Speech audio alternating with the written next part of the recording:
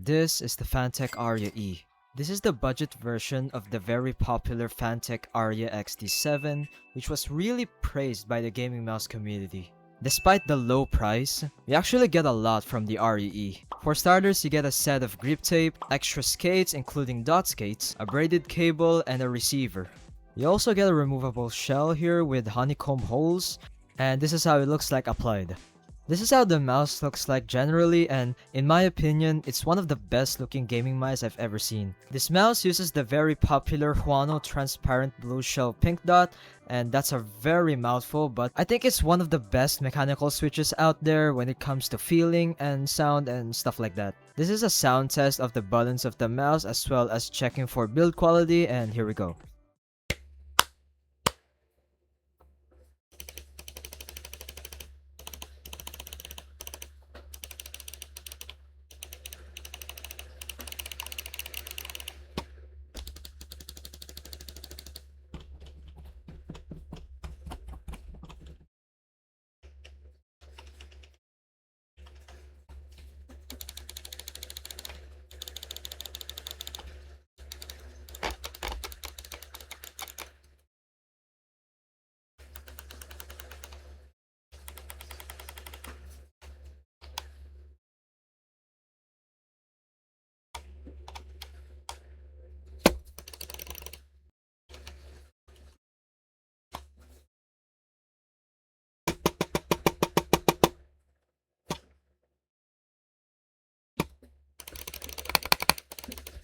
Here's a shape comparison to 3 gaming mice that I have here right now, which is the Endgame Gear OP1W4K, Logitech G304, and Delux M800 Mini, which is based on the Viper Mini.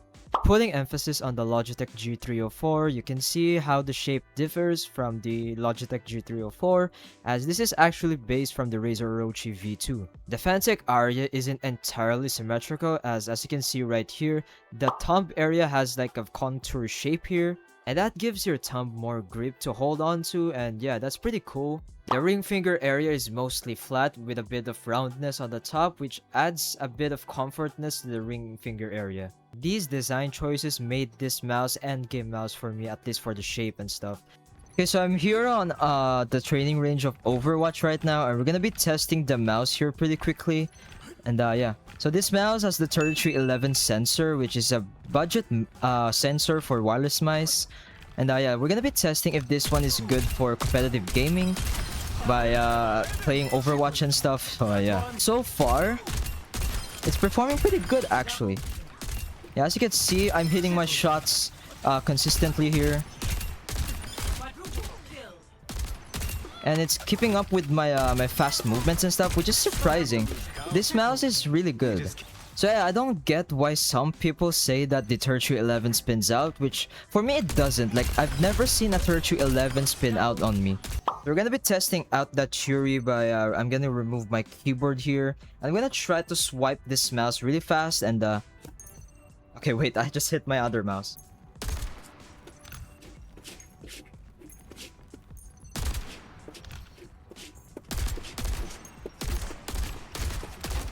As you can see, it doesn't even spin out, like not a chance. Which is pretty impressive considering the price of this mouse. Yeah. This mouse is actually pretty good for the... Like, it's so good. I sometimes forget that this mouse is actually a budget mouse, which is nice.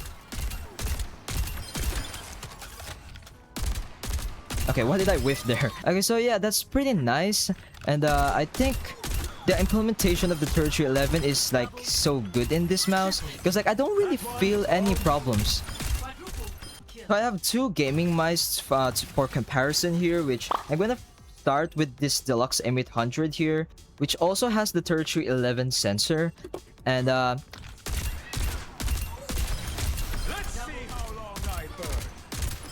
don't know, there's something off with the 3311 implementation here, at least compared to the Aria, which is pretty surprising. Theoretically, these gaming mice are using the same sensor, but they feel pretty differently for me. I just missed my shot there for some reason. So yeah, there's something off with the 3311 sensor, and at least on this mouse. So yeah, I think it boils down to the implementation basically. I think the Aria's implementation is like very good and stuff, so that's why it's performing a lot better, at least for me. Another mouse that I have for comparison here is the OP1W4K from Endgame Gear. It uses the 3395 sensor with 4K polling rate. I'm using 2K polling rate at the moment, and I literally don't feel any difference.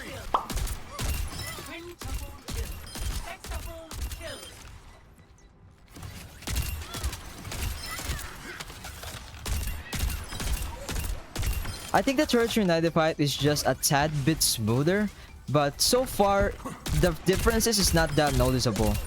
So yeah, that's pretty surprising considering the price of the Aria. I think the OP one is like double the price of the Aria, and it's surprising that the Aria performs similar to this one. Back to the Aria again, and as you can see, it's just so nice to use. It's just so nice to use. Like, I perform like the same with the 3395 with this one, and that's pretty surprising. So yeah, this mouse is pretty good, and it's performing really well, surprisingly. So yeah, I think this is doable for competitive games and stuff. So yeah, that's nice. Okay, so let's go to the gameplay part of this video, and yeah, I'm surprised that this mouse is so good, considering the price. So yeah. I'll put it all on the line. Check in. Helping those in need is its own reward. Over here.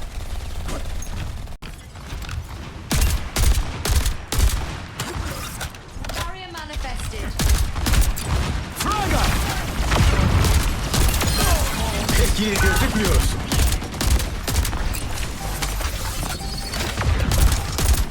The objective is now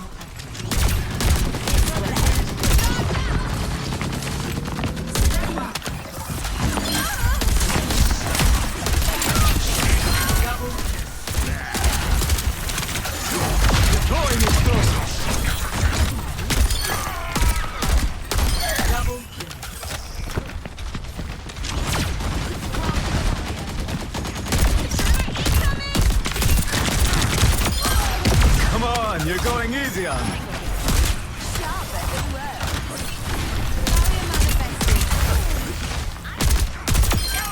I fought tougher.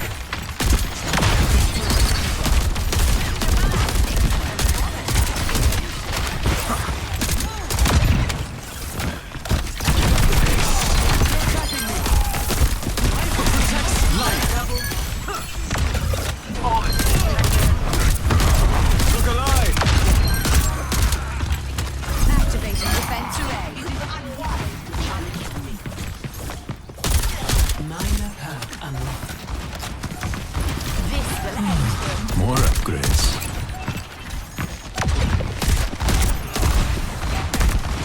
It's the other one.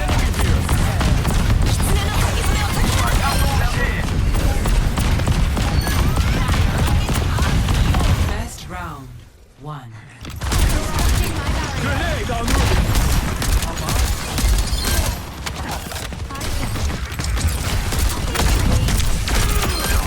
Better luck next time.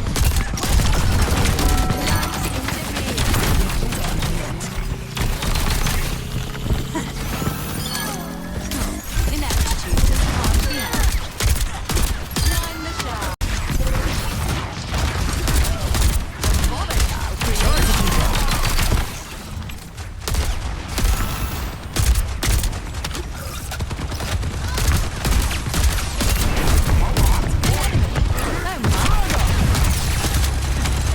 Out of my way.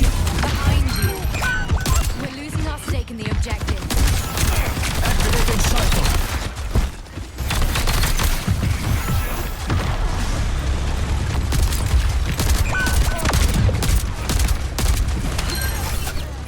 I need healing. Look alive!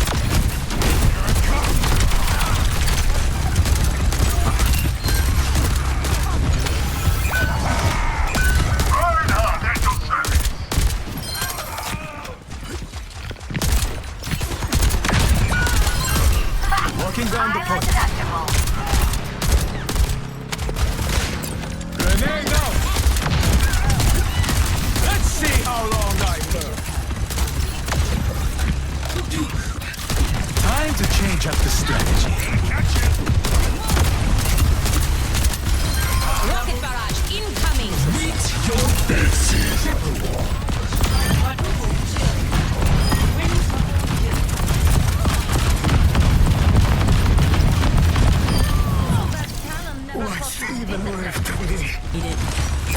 Prepare for impact! Yatış modundalar galiba.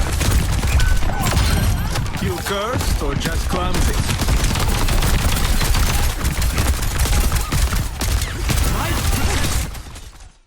Victory.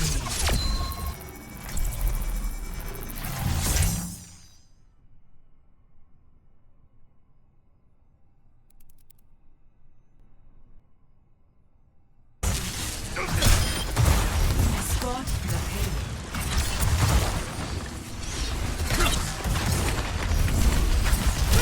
A payload in motion stays in motion. Excepting a number of circumstances, of course. Actuating the barrier! The barrier cannot withstand much more! Barrier has been overwhelmed!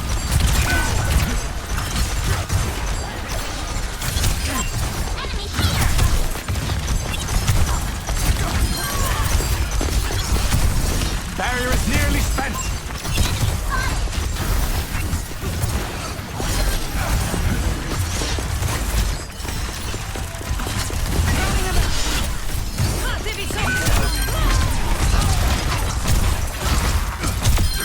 The universe does not weep when the sun sets. Barrier initialized!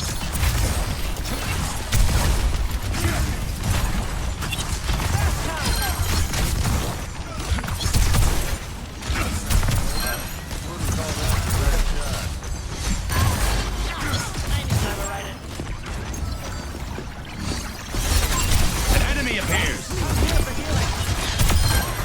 Schitterend, Step Rider.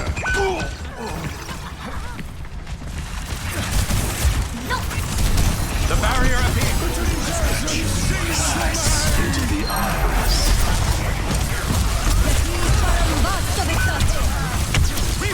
Return to me!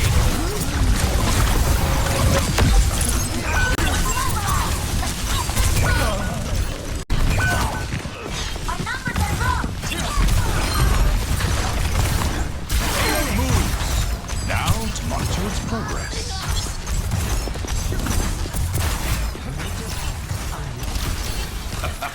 De wereld lacht me toe!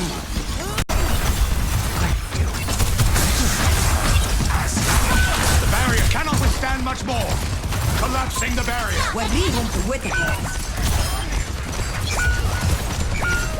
Barrier initialized.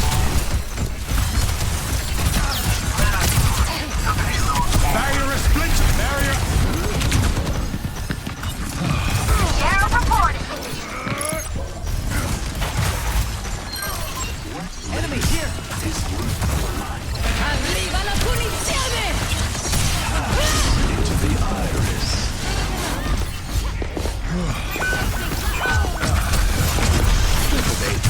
Ladies and gentlemen, start your engines.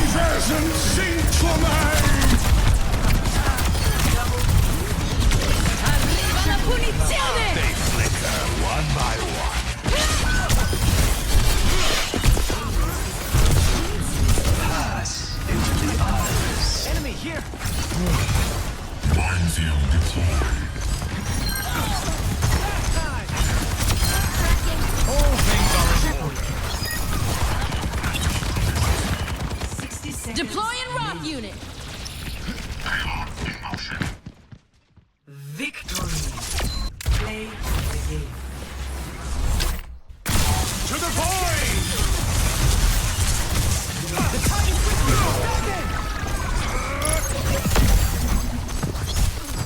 Last thing I want to talk about is the software of this mouse, which is not that great, but it's common for most budget gaming mice to use OEM software and stuff, so I'll let this one pass. You can change the bindings of each button except for the left click, and also adjust the debounce time if ever you're experiencing double clickings and stuff. You can change the DPI from 50 to 12,000 in increments of 50, and also change the color of the LED of the mouse depending on the DPI setting. Change the polling rate from 125Hz to 1000, adjust the sensor's performance and stuff including ripple control, and change the DPI LED effects. There's also a macro setting for macro users out there, and some other settings including sleep timer and long distance mode. So yeah, that's it for the Fantech Aria E, and in my opinion, this is actually a great mouse, especially for the price. If you're on a tight budget, I can definitely recommend getting this mouse. The mouse costs around $25, but I got this one for just $16, which is pretty nice. So yeah, solid build quality, solid performance for the price, and yeah, I recommend this one.